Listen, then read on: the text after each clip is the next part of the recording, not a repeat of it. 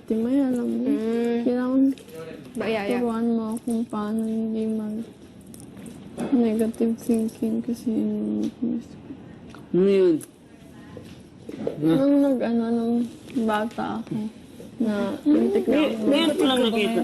Bakit? Anong nangyari at bakit narisip mo? Hindi, sinasabi ko lang na gusto ko maging positive lagi. Yeah.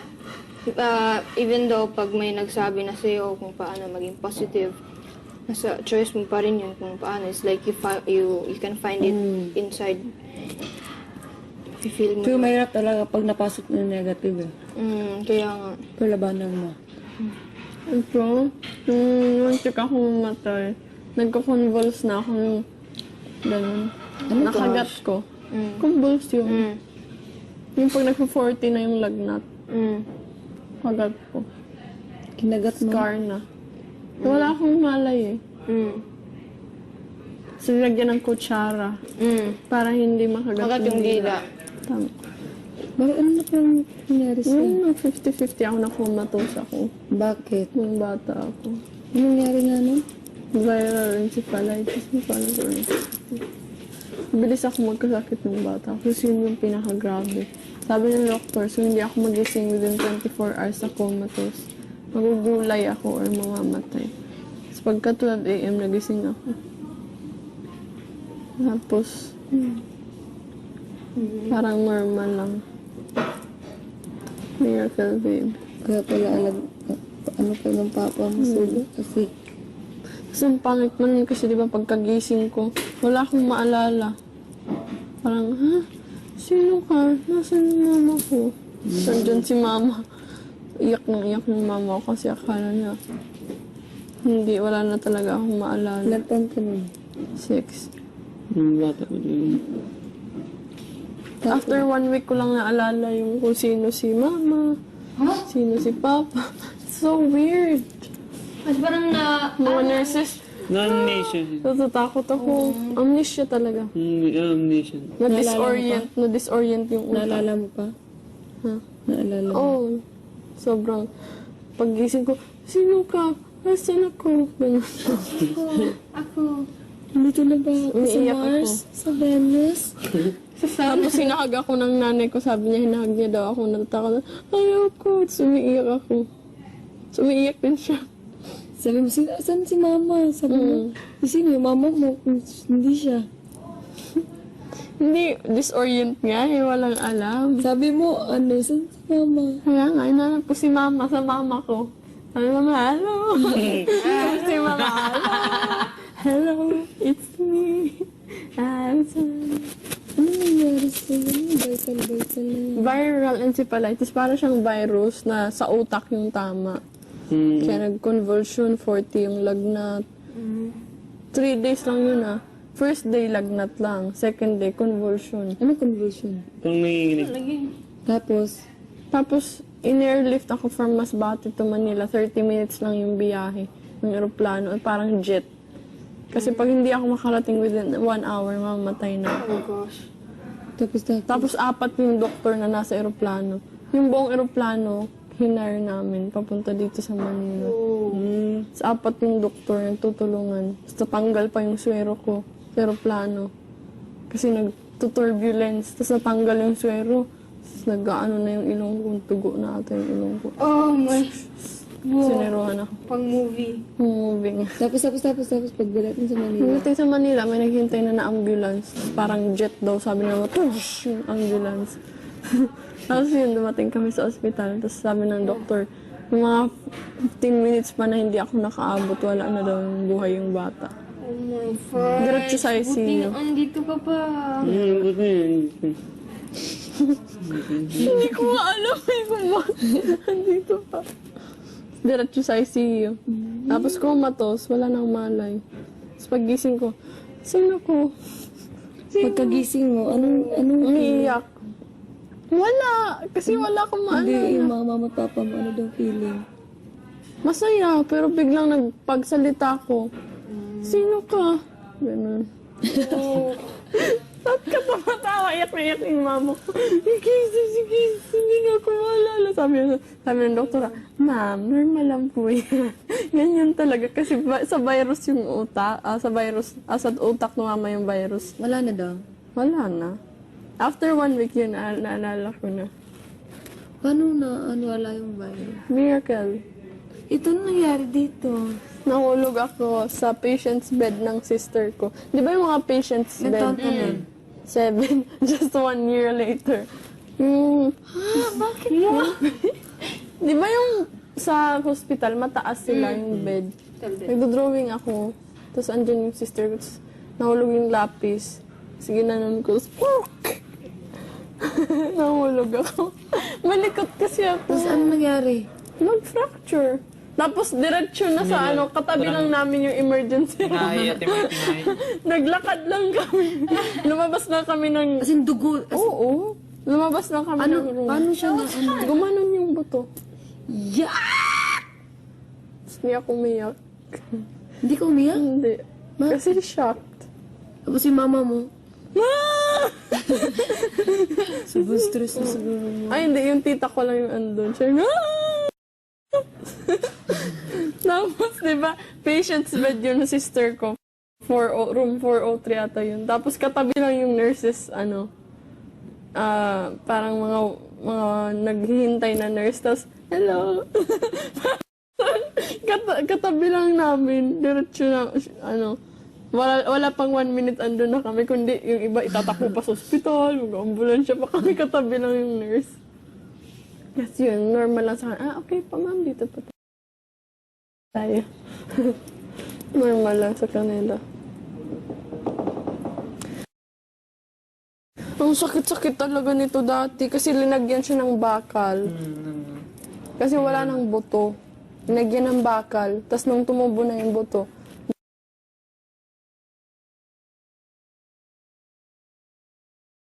doon na inalis yung bakal. Kaya dalawa. Sakit pa rin yung Dati. pag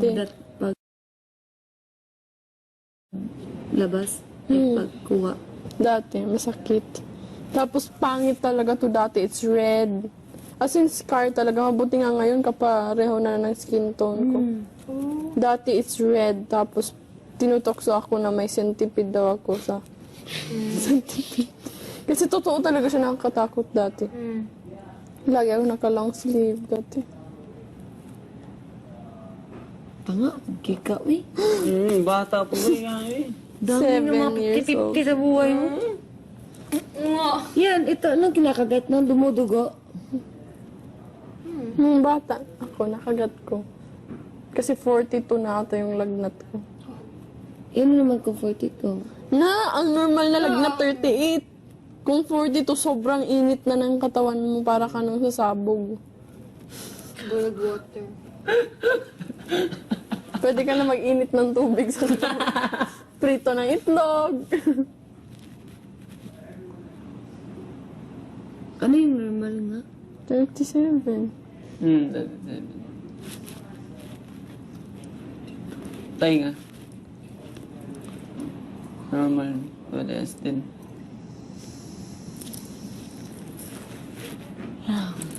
When I look into your eyes. Ginagano na tapos dumudugo talaga. Hindi mo na... Dugo. Kasi hindi wala kang malay. Ba't mo naglalamon? Kasi uncontrolled na yun. Parang seizure. Seizure. Sa sobrang init ng katawan, nagsiseizure ka na. Sobrang lamig para sa'yo. Yes, God. Yeah. Dami na. Dami kong beses na matik na matay. Dengue. Still I'll get up. Twice. Nadindi ka na. Oh, twice. Twice na yung dengue ko. Dengue. 50 ka lang lagi, bay. Dumaan sa'yo lahat. Saan naman ka? Uy! Buti mo tayo yung pera ba? Mayroon kang pera. Na, patay. Des na ta. Kuya. Ang lahat ay pumasok sa kanya-kanyang kwarto. Ate May, alam mo, kailangan Bayaya. turuan mo kung paano hindi Negative thinking kasi yung Ano yun? nung nung bata ako na muntik na ako. Ngayon ko lang nakita. Bakit? Ano nangyari at bakit narisip mo? Hindi, sinasabi ko lang na gusto ko maging positive lagi. Yeah. Even though pag may nagsabi na sa'yo kung paano maging positive, nasa choice mo pa rin yun kung paano. It's like you can find it inside. Feel mo. Pero mahirap talaga pag napasok na yung negative eh. Kaya nga. Palabanan mo. Ito, muntik ako mamatay. Nagko-convulse na ako yung ganun. Nakagat ko. Convulse yun. Yung pag nagpo-40 na yung lagnat. Kagat ko. Kinagat mo. Scar na. Wala akong malay eh. So, nilagyan ng kutsara. Para hindi makagat Magat yung dila. Tama. Bakit ano na parang nangyari sa'yo? Nung 50-50 ako na-comatose ako. Bakit? Nung bata ako. Ano nangyari nga nun? Viral encephalitis. Hindi ko alam kung ano. Bilis ako magkasakit ng bata. Kasi yun yung pinakagrabe. Sabi ng doktor, so hindi ako magising within 24 hours sa comatose. Magugulay ako or mamamatay. So pagka 12 a.m. nagising ako. Tapos, parang normal lang. Miracle, babe. Kaya pala alam. Ito ano nangyari dito? Nahulog ako sa patient's bed ng sister ko. Di ba yung mga patient's Ilang bed? taon ka nun? 7. Just 1 year later. Bakit mo? Di ba yung sa hospital, mataas sila yung bed. Nagdo-drawing ako. Tapos andyan yung sister ko. Tapos nahulog yung lapis. Sige na nun ko. Spook! Nahulog ako. Malikot kasi ako. Tapos ano nangyari? Mag-fracture. Tapos diretso na sa katabi lang namin yung emergency room. Naglakad lang kami. Lumabas na kami ng... As in dugo. Oo. Lumabas na kami ng room. Paano siya na ano? Gumanon yung buto. Yeah! Tapos hindi ako umiyak. Hindi ka umiyak? Hindi. Kasi shocked. Tapos yung mama mo? Sobrang stress na siguro mo. Ay, hindi. Yung tita ko lang yung andun. Siya yung... Tapos, di ba, patient's bed yun ng sister ko. Room 403 ata yun. Tapos katabi lang yung nurses, parang mga naghihintay na nurse. Tapos, hello! Katabi lang namin. Diretso na, wala pang 1 minute andun na kami. Kundi yung iba itatakbo pa sa ospital, mag-ambulansya pa kami. Katabi lang yung nurse. Kasi yun, normal lang sa akin. Okay pa ma'am, dito pa tayo. Normal lang sa kanila. Ang sakit-sakit talaga nito dati kasi linagyan siya ng bakal. Kasi wala nang buto. Linagyan ng bakal. Tapos nung tumubo na yung buto,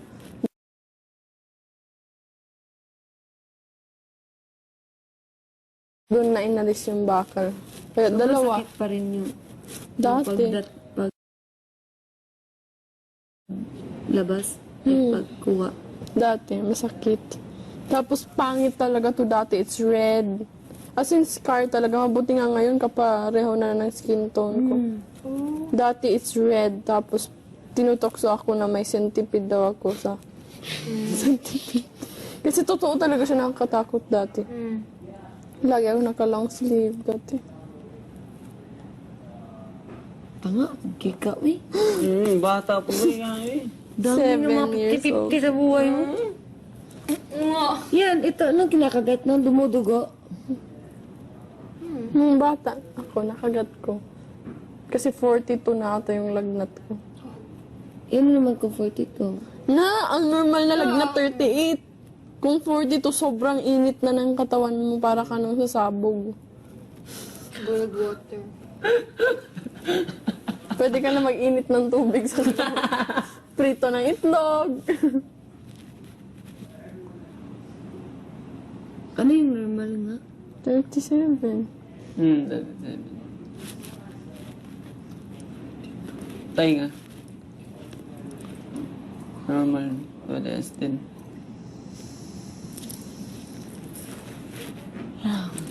When I look into your eyes. Ginagawa mo tapos dumudugo talaga. Ano pa ng papa mo sulo? Kasi Kasi ang pangit man kasi di ba pagkagising ko, wala akong maalala. Parang, ha? Sino ka? Nasaan yung mama ko? Nandyan si mama. Iyak ng mama ko kasi akala niya. Hindi, wala na talaga akong maalala. ilan taon ka nun? 6. Bata ko din. After 1 week ko lang naalala yung kung sino si mama, sino si papa. So weird. At parang na... Mga nurses, Non-nation. natatakot ako. Amnesia talaga. Non-nation. Na-disorient yung utak. Naalala mo pa? Ha? Naalala mo? Oo. Sobrang, paggising ko, sino ka? Nasaan ako? Ganun. Ako. Dito na ba ako sa Umiiyak Mars? ako. Sa Venus? Tapos hinahag ako ng nanay ko, sabi niya, hinahag niya daw ako, natatakot. Ayoko, tapos umiiyak ako. So, umiiyak din siya. Sabi mo, saan si mama? Sabi mo, sino yung mama mo? Hindi siya. Hindi, disorient nga, walang alam. Sabi mo, saan si mama? Kaya nga, inanap ko si mama sa mama ko. Sabi mama, hello. Si mama, hello. Hello, it's me. I'm sorry. Ano nangyari sa'yo? Vital na yun. Viral encephalitis, para siyang virus na sa utak yung tama. Kaya nag-convulsion, 40 yung lagnat. 3 days lang yun First day, lagnat lang. Second day, convulsion. Ano convulsion? Itong nanginginig. Tapos, in-airlift ako from Masbate to Manila. 30 minutes lang yung biyahe ng aeroplano. Parang jet. Kasi pag hindi ako makarating within 1 hour, mamamatay na. Oh gosh.